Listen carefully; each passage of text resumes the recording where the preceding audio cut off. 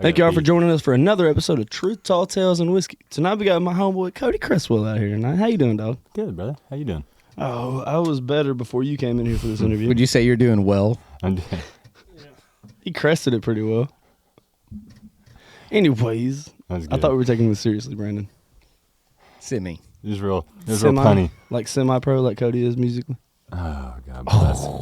I'm just kidding. I love your music. He said semi-pro. That's why I ain't told a joke yet.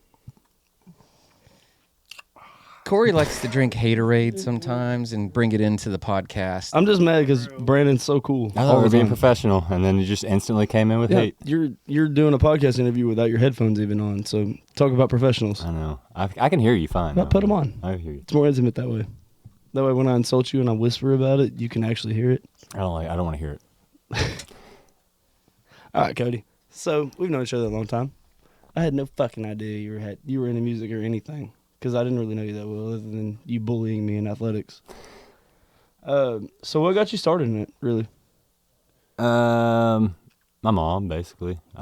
She was doing, I don't know if you know who Taylor D is. Absolutely.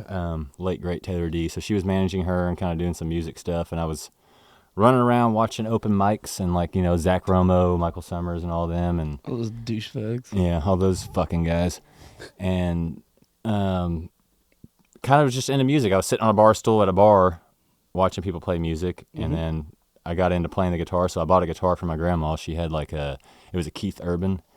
It had an infomercial on the TV, and it was like this Keith Urban Light the Fire guitar. Oh yeah. And she was like, hey, do you want one? Or no, she ordered two of them, and she couldn't use it because she has arthritis. So she's like, hey, you want to buy it from me? And, she sold it to me for like $100. And I was just upstairs at my mom's house, just wearing the guitar out. Isn't it a requirement to do, how many Keith Urban songs do you know? 0. I've never. Zero. I don't know a single Keith Urban song. Do you still have the Keith Urban guitar? I do. I still have it. Well, it's in the closet. Shame on you, sir. I won't get rid of it just because it was the first one I had. But I don't play it. But why? Why don't you play it? Because I don't like. It's not a good guitar, dude. I think it was cheap as hell. But it got you started. Yeah, it did get me started. Correct. So you keep it. I upgraded, Listen, now when Keith Urban comes on this show, Martin. we're going to have to make sure he doesn't know about this episode. Yeah. Well, I'm Let's not talk about hating. His how guitar was cheap as fuck. Let's okay. talk about why your grandma made you pay for it. That's what I'm saying. You're her Hey, grandson. She made you buy it. That's what I'm saying. Your mom didn't buy it for you. Like Your mom that was already into music. Your mom that was already into music didn't even help you out. I think my grandma got it for like like $250. Like she got conned into paying like $250 off of, an infomercial, and then she was like, "Hey, give me $100 for it or something like that." And I was like, "Yeah, I'll give you something for it." So I played. I got the cheap Keith Urban guitar, and I just played it till my fingers bled. And that first 2 weeks where your fingers are bleeding, you want to throw it at the wall. Oh, dude, first and 2 then weeks. after It was that, probably like 6 months clicks. of just like everything, just playing until my fingers bled all the time. It was That's cool. Yeah, first time I saw you was at Seth Nelson's house, sitting around the fire. Yeah. Where did I play? Like 3 It was doors some down or UFC some fight shit. that we were watching over there. They were having a party, and you were out there playing by the fire, and I was like, oh, shit. I watch old videos, and I'm like, God bless. Because there was times where people told me I was good, and I watched videos of it, and I'm like, man. I truly cannot remember the first time that I met you. And it would have been at a show. I would have seen you play. I think it was Native. Was it Native Station? I think it was like open mic at Native. I think you were up there. And you were kind of sitting at a table. You were with Cole Reisner sounds and right. like a few people. All these cool-ass people that he just casually hangs All out these with guys the that just run around playing great music all the time. It's just like, oh, we're just at open mic. That sounds right. Yeah, I think that's pretty what it much. was. I think it That's was pretty Native. much every time I hang out with him. I've been friends with him for like 2 years now, and he's still casually introducing me to just like these cool-ass musicians all the time. Oh, this is my buddy. We did this thing a few years ago, this thing a few years ago. And I'm like, dude, I've listened to your music since I was 7. That's what I do with Cody now. Yeah. All these people, I go. Oh, we go he's to got these stories. other places. There's Have stories y'all that he's heard told my me that friend we Cody won't talk Cresswell? about on Exactly. like, Give it the a few years, microphone. it'll be the same conversation about you. So Cody, I've known you a while. Probably not. What transitioned you from just playing local shows into wanting to record, more than that? Like record like a record or something. Yes, sir. Yeah. Writing. I think just writing music was fun. I enjoy writing music. That's my favorite thing. I have a hard time, even if I learn covers and stuff like that, I learn covers and I change them up. Like Brandon can attest to that.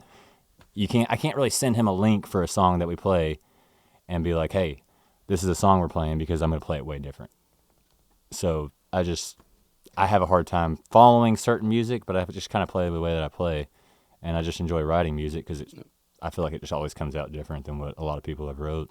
That's why the You're, covers are cool, though. By the way, is because you do. They are your. Like They different. become sort of your songs. Yeah. The way you do them. And I can't help it. I don't do it on purpose. It's just the way that it works for me. You know what I mean? With this hand and the way that like the melody goes. I don't know. Wow. Yeah. No, so okay, so I'm gonna be nice to you finally. All right, Even go though you were ahead. a dick to me when I was growing up. But the way that you play covers you. and make them your own, and then you have your own songs, and your sound is like I feel like I'm listening to like a familiar song that I know, but it's like your song. It's a lot different, but it sounds like what I enjoy listening to, and that's what and like people are like, did he play any original songs? Like, yeah, if you listen to what the fuck he was saying. Yeah. But it's like I don't know how to really explain it right now. Well, I don't like if I'm playing a live show, I don't ever really announce that I'm playing an original song typically. I just Right. like to play it and You kind just of play read. it. You crush these covers with your own sound on them, but then you have that exact same sound Yeah. that you switched up from that cover And that's the cool into your thing. original. I've noticed more. You know what people, I'm talking about? You know what I'm talking about? Yeah, I do. And I've You put noticed. your own twist.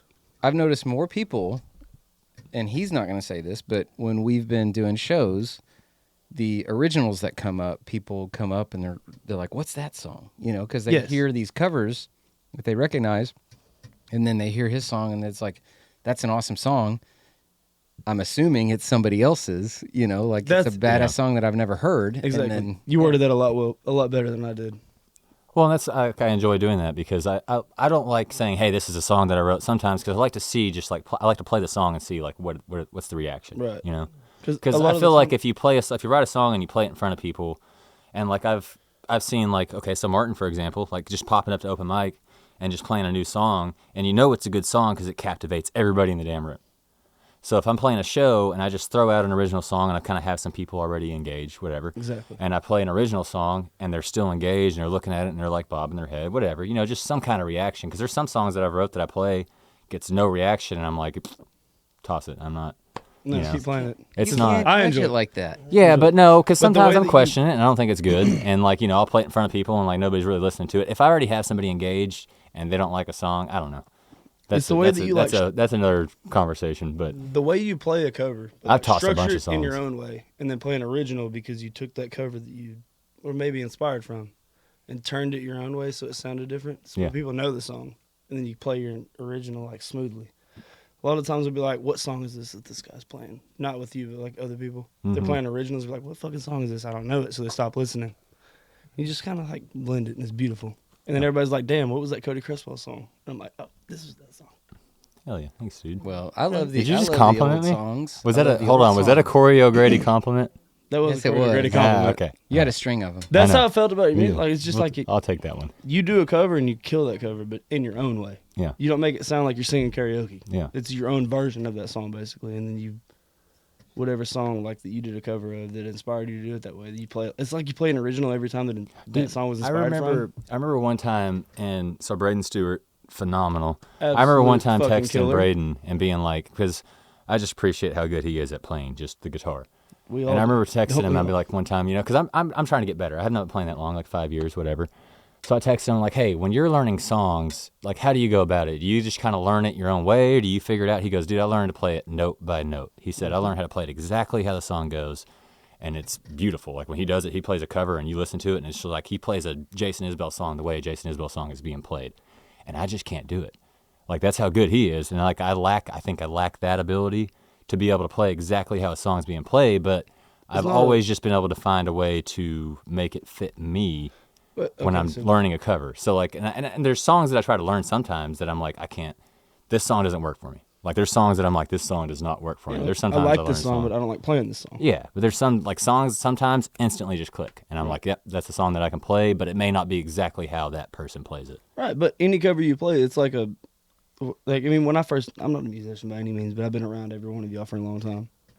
But like everybody's always like, if you play a cover of a song, make it your own. Like, don't just because a lot of people would be like, it sounds like somebody's singing karaoke. if I they feel like it play makes it more exactly fun. like. So you make them your own. Yeah, I feel like it makes it more fun. Right, and if you like that song or whatever, then you play a song you like blend it. Beautiful. I don't know. It's a weird thing that I say. Yeah. But I notice it with your music because like you're Like Patches, for example. Like I play Patches all the time, and people always request. People thought I wrote Patches. That's a Stephen Wilson Jr. That's song. a wonderful thing. And But because you make and it your own. That Yeah. ZRB hat that you're wearing, Zach thought the same thing. Yeah. The first time he heard that, he was like, man, And I'm and just like, I dude, showed wish- him Yeah, I wish I the wrote Stephen that song. Wilson Jr. version, and I'm just going to go ahead and say it. It's all right.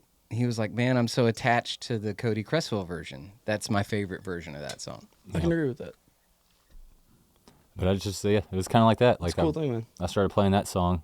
I just heard it on TikTok, man. That was a cool ass song, yeah. and I just learned how to play it my own way, and just started doing it. Your style of music's dope. Well, speak of doing it your own way. Out of the new songs that you have coming out, what would be your most personal song to you? Ooh.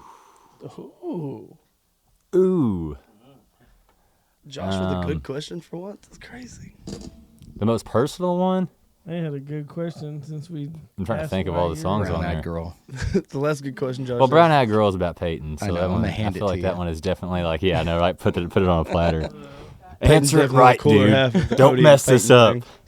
No, like the most personable one, I think, or personal one is it's probably Wicked World, because I was just in a kind of a depressed state when I wrote the whole song.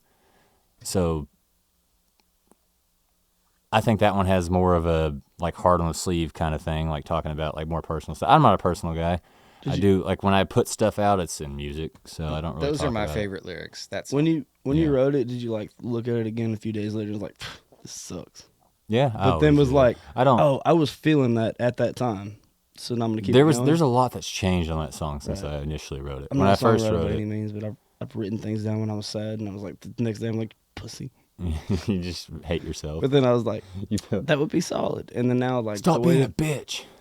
I was quoting it before we started this. I think during our little blooper reel first, but like Wicked World's badass. It's a Yeah. fucking banger. I do. You wrote I've sad as grown to shit. like that song a lot more. It's grown a lot. Like especially since I started playing with Brandon and you know with Andy and all them. It's turned into a different. Like when we recorded it, everything has just been. You know, Michael Smith played guitar on it, and he really brought it to life. And it's just sounded like it's gone the way that I was expecting the sound Right. to originally be. If that makes sense. The way you hoped that it would go, Yeah, yeah, and it's probably my favorite song on the record. I think. because it's personal. Yeah. Yeah. Yeah. There's a couple songs on there that are just like, you know, I wrote a song to write a song, you know, like San Antonio. I've never been to San Antonio.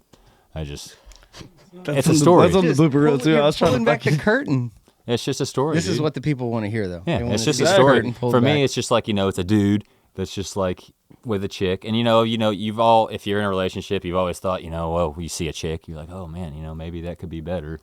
The grass is greener kind of situation. In San So, like, Antonio. San Antonio, the whole story is like a guy finds a chick in San Antonio and thinks he can move there and go be with her, and then she doesn't like him, and then she doesn't like him, and now he's just by himself. Well, me and you are going to the Riverwalk.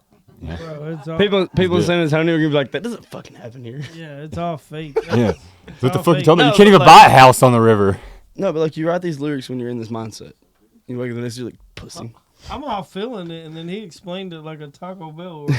But then you show somebody these lyrics and like, Look, I've done it before. Like I've helped friends of mine with lyrics, shit like that, and like not before. I'm like pussy. I'm trying to like ignore Josh's joke because it was actually kind of good, and I hate a when good one. it's a good trying to joke. ignore you. I'm It's a trying to ignore zinger. the joke.